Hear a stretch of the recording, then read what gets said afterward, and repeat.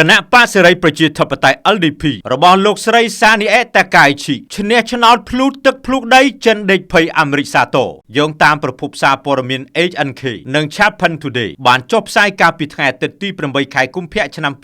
2026លទ្ធផលស្ទង់មតិក្រោយការបោះឆ្នោត Exit Poll បានបង្ហាញថាគណៈបក្សសេរីប្រជាធិបតេយ្យ LDP របស់លោកស្រីសានីអេតាកាយឈីនាយករដ្ឋមន្ត្រីស្ត្រីដំបូងគេបង្អស់របស់ជប៉ុនកំពុងឈានទៅរកការក្តោបក្តាប់សម្លេងភាគច្រើនដាច់ខាតនៅក្នុងសភាបន្ទាប់ពីការបោះឆ្នោតសកលមុនអាណត្តិបានបញ្ចប់ទៅយ៉ាងរលូនយោងតាមការប៉ាន់ស្មានរបស់ស្ថានីយទូរទស្សន៍ជាតិជប៉ុន NHK គណៈបក្សសេរីប្រជាធិបតេយ្យ LDP របស់លោកស្រីតាកាយឈីអាចនឹងទទួលបានអាសនៈចន្លោះពី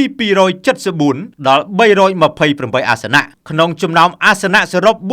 465ក្នុងសភាតំណាងរាស្ត្រចំនួននេះកើនលើឆ្ងាយពីកម្រិតកំណត់233អាសនៈដែលចាំបាច់សម្រាប់ការបង្កើតរដ្ឋាភិបាលលើសពីនេះប្រសិនបើបូកបញ្ចូលជាមួយបកសម្ព័ន្ធមិត្តគឺគណៈបកនវានុវត្តន៍ជប៉ុន Japan Innovation Party រដ្ឋាភិបាលចម្រុះរបស់លោកស្រីអាចនឹងគ្រប់គ្រងអាសនៈរហូតដល់ទៅ366អាសនៈដែលជាអំណាចដ៏ខ្លាំងក្លាមិនធ្លាប់មានលោកស្រីសានីអេតាកាយឈីក្នុងវ័យ64ឆ្នាំបានសម្រេចចិត្តរំលាយសភាកាលពីចុងឆ្នាំមុនដើម្បីស្វែងរកការគាំទ្រជាថ្មីនេះជាការបោះឆ្នោតក្នុងរដូវរងាលើកទី3ប៉ុណ្ណោះក្នុងប្រវត្តិសាស្ត្រក្រោយសង្គ្រាមលោកលើកទី2របស់ជប៉ុនភាពល្បីល្បាញរបស់លោកស្រីបានបង្កើតឲ្យមានភាពចលនាការគាំទ្រយ៉ាងងប់ងល់ចំពោះលោកស្រីសានីអេក្នុងចំណោមស្រទាប់យុវវ័យយោងតាមការស្ទង់មតិចុងក្រោយយុវជនដែលមានអាយុក្រោម30ឆ្នាំរហូតដល់ទៅជាង 90% បានបង្ហាញការគាំទ្រលើរូបលោកស្រីសម្បីតែសម្ភារៈប្រើប្រាស់ផ្ទាល់ខ្លួនរបស់លោកស្រីដូចជាកាបូបយួរដៃនិងប៊ីចពណ៌ផ្កាឈូកក៏ក្លាយជាទំនិញដាច់ស្តុកនៅលើទីផ្សារផងដែរលោកស្រីតាកាយឈីបានសន្យាថានឹងផ្អាកការយកអាករលើតម្លៃបន្ថែម VAT ចំនួន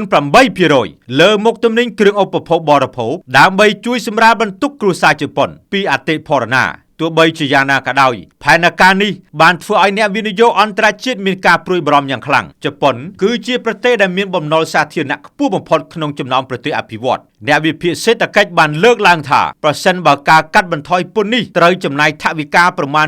6.7 ពាន់លានដុល្លារដែលជាការបន្ទុកដ៏ធ្ងន់សម្រាប់ថវិកាជាតិលោកដូណាល់ត្រាំប្រធានាធិបតីសហរដ្ឋអាមេរិកធ្លាប់បានចេញមុខប្រកាសគាំទ្រលោកស្រីតាកាយឈីយ៉ាងពេញទំហឹងលោកបានមានប្រសាសន៍ថាយើងផ្ដល់ការគាំទ្រយ៉ាងពេញទំហឹងចំពោះលោកស្រីតាកាយឈីក្នុងការដឹកនាំប្រទេសជប៉ុនឆ្ពោះទៅមុខទុយទៅវិញរដ្ឋាភិបាលទីក្រុងប៉េកាំងកំពុងតាមដានយ៉ាងយកចិត្តទុកដាក់ដោយសារលោកស្រីមាននិន្នាការជាតិនិយមខ្លាំងនិងសង្កត់ធ្ងន់លើសន្តិសុខជាតិដែលអាចធ្វើឲ្យទំនាក់ទំនងជប៉ុនចិនកាន់តែមានភាពតានតឹងស្រដៀងគ្នាទៅនឹងព្រឹត្តិការណ៍ដែលធ្លាប់កើតឡើងនៅក្នុងអាណត្តិលោកស៊ីនស៊ូអាបេ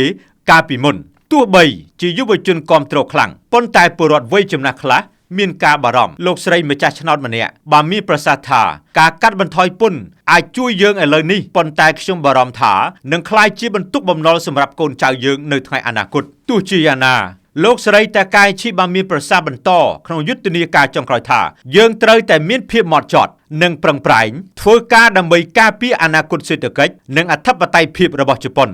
ខ្ញុំតារាពី All News TV